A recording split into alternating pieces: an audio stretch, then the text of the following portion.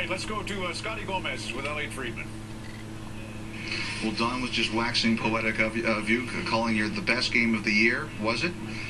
Don Cherry says it, yeah. That's the way we're brought up. I mean, whatever Don Cherry says, you gotta love it. So especially around this time of year, it's quite an honor. But it's only one game, and but it's pretty. No matter how long you're in the league, if Don Cherry's giving you praise, you'll take it. Scott, everybody knows, tough year for you. You were in Toronto last week. You didn't really like talking about it that much, but you did say you know that this is the time of year you make your money. What was the last couple of days like? Well, I think I just said that because after the year I had to say something. But no, hey, we, it's like I said, it is what it is. It was over. I mean, the week before I was just sitting around laughing with my parents. Like, I just couldn't believe, it finally happened. I mean, I played a lot of hockey all my years, and it finally, like I said, I don't know who I pissed off this year, but whatever. But hey, it doesn't matter because we, as a team, we definitely, you get in the playoffs. This is the fun part. But as far as whatever happens in the regular season, you want to get in the playoffs. Obviously, I would have liked to, play, better, whatever. But at the same time, it's about winning, and we're here, and. Like I said, I praise Joe Newendike every day because he did teach me, Brian, all of us, that don't read the newspapers, don't look at TV. I mean, and he taught us that in Jersey. And so if Newey's out there watching, I knew the day was going to come. So Joe Newendike definitely saved me. But just talking to the old teammates and stuff, it was one of those years, and it's over. And this is the fun part. Now, you have a lot of people in the league who really like you. Lou Lamoriello's a huge fan, as you mentioned. Joe Newendike, Bob Gainey pulled you aside this year for a quick chat. Is there somebody in particular who you credit with getting you through this season?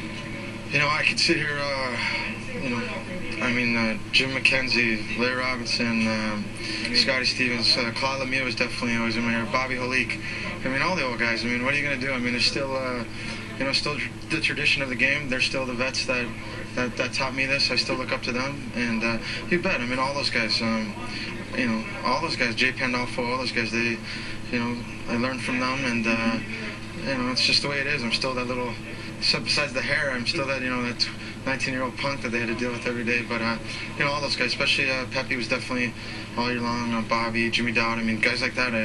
One thing about this game is, you meet special people, and, no matter if they're still in the league or not, I mean, they're the guys that I learned from, and they're the guys that always take me aside. And, but it's just one game. We'll come back. We got to go over some stuff. But, all the old school guys, they're the ones that they taught you. Yeah, I mean, there's not much to say. All right, you always say goodbye to the Short family, or hello to the Short family when you say goodbye. This time I'm going to ask you to do something different. Throw it back to Ron and Don in the studio. Ron and Don, thank you. Hockey Night in Canada, and should I give you a kiss? Please don't. Thanks, Scott. Ron? Nice not Dougie. Yeah, give him a kiss. Well, that was a great performance. So it was. I heard some of the write-ups you've been getting. I thought some nice comments. But like you, he doesn't read the newspapers anyway. Yeah, but the thing is, here's the deal. I don't read the papers, but then somebody phones up and says, "You see that guy? I don't agree. That's a well. What did he say? Oh, everything. You got to rise above it." Hey.